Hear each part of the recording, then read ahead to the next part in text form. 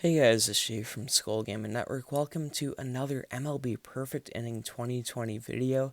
And today I have my first game and my first gameplay of Perfect Inning 2020. I'm playing Leno2154 in a 3-inning exhibition game. Leno2154 hit me up right after the game came out, said he had a new plus 10 legend starter for his all plus 10 Marlins team that he wanted to test out. And would I play a game with him? So I said, sure. I'm using my almost brand new starter Martin Perez against his brand new Carl Pavano. So we've had a battle of the brand new starting pitchers. We're going to see who can win between the plus 10 Marlins and the plus 10 Twins. Now, of course, these are legacy teams. So it's not like the 2020 Marlins against the 2020 Twins where the Twins should win every time. There's some good players on both teams. Now, starting out, I'm on the mound. I am at home. The alternate uniforms, I like the red Twins alternates. I think Gameville got the numbers messed up with the spacing as I get the strikeout, and they got the coloring wrong. It seems like the pitching, the controls are the same. It's way too easy to locate pitches, but it seems like the way they're coming in as a batter is slightly different. And when I'm on offense, I will talk about that a little bit more, but I am not a fan of the new way the pitches are coming in as I strike out Leno2154 for the second time this game, for the second out of the game and the inning. Now I'm facing his Miguel Cabrera. I get the slider in there for strike one. We're going to go the curveball low. And it's fouled off for strike two.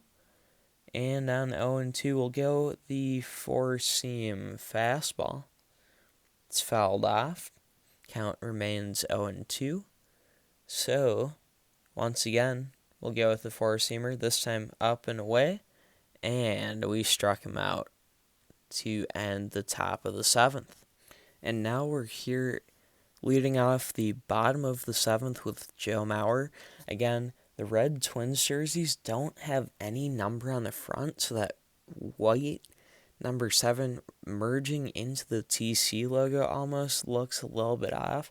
I foul off that pitch for a foul pop out for out number 1. Eddie Rosario up now, and let's start to break down why I don't like the way the pitches come in.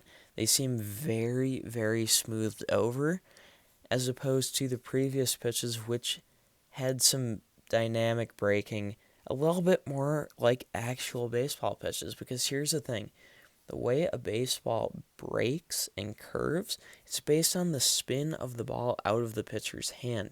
It's not as if the pitcher is, throwing a boomerang and throwing a perfect arc from the get-go.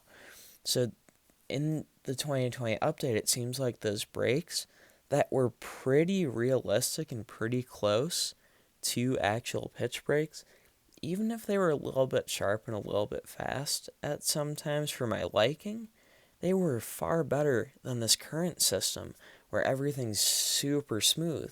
So a slider, which would come in mostly flat and then tail off pretty sharply at the end, is now coming in as a big looping curve. The problem there is an early swing is not going to interrupt the break as much in the new update as it would in the old update. So, if you guess a wrong pitch, realistically, you might be able to foul it off in real baseball and in the old update. But with the new update, there's going to be a lot more swings and misses. It seems like Gameville's tried to counter this by making it easier to get solid contact.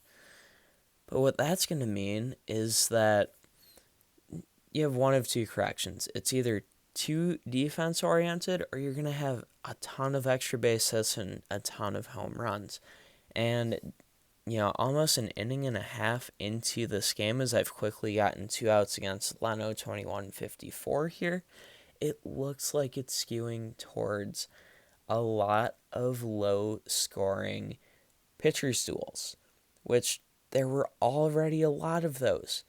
I didn't think the scoring needed to be rebalanced in this game. What I felt is that a new pitch meter to make perfect pitches less common. I suggested this in the notices tab where there's the event where you suggest what you want to see in the game, saying make perfect pitches harder to get.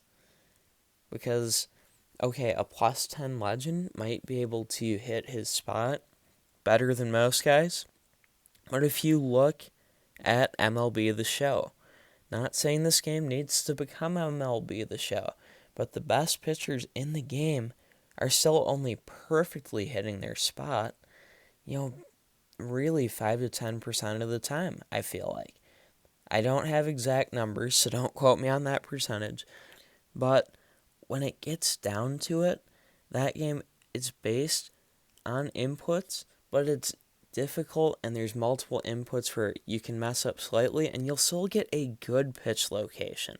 It's not that your pitches are completely down the middle, but if you're perfectly aiming for the corner, you might miss low, you might miss outside, or you might miss slightly over the plate if you miss time either of 2 different meters instead of just 1 meter for everything. So that is, to me, where part of the problem lies.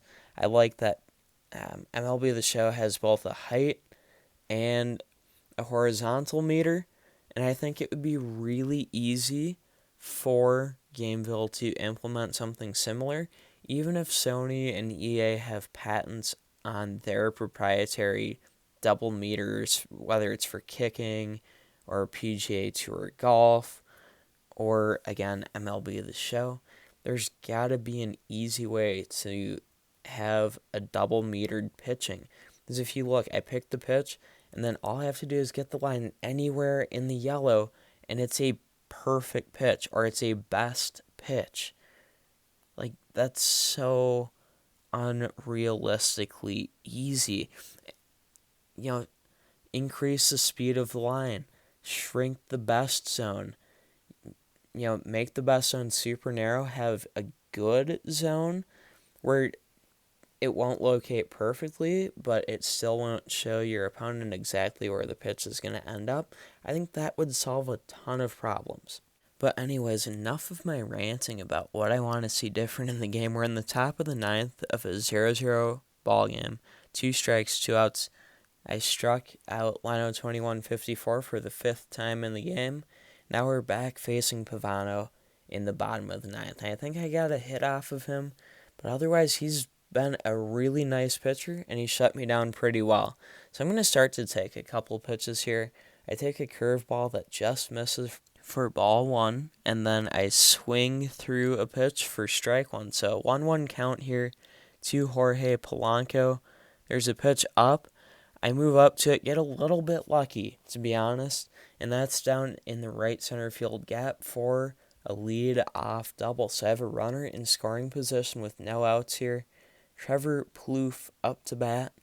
He struggles against righties. He's a lefty killer. Will he be able to at least get a productive at-bat, a productive out, get the runner up to third? That's what I'm hoping for, but we're quickly in an 0-2 hole, fouling off a couple pitches. And I swing through that for a strikeout. And there's now 1 out here in the bottom of the 9th. Joe Mauer up to bat. The leadoff hitter coming back around. Swung through that first pitch for strike 1. And I think you're seeing a lot more swings and misses. That, I will say, is realistic. And I think MLB The Show doesn't have enough swing and misses.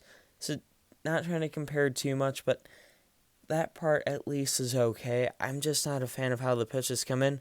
But boom, I hit the hanging breaking ball to right center for a 2-run walk-off home run. Great game, Leno2154. I win my first game of Perfect Inning 2020, 2-0.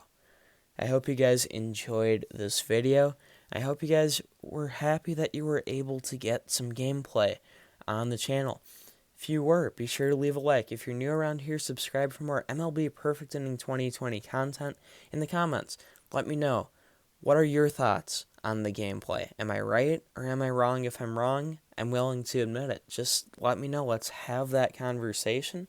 Also, let me know what types of gameplay you'd like to see on the channel. If there's anything you'd like to see a guide on, let me know.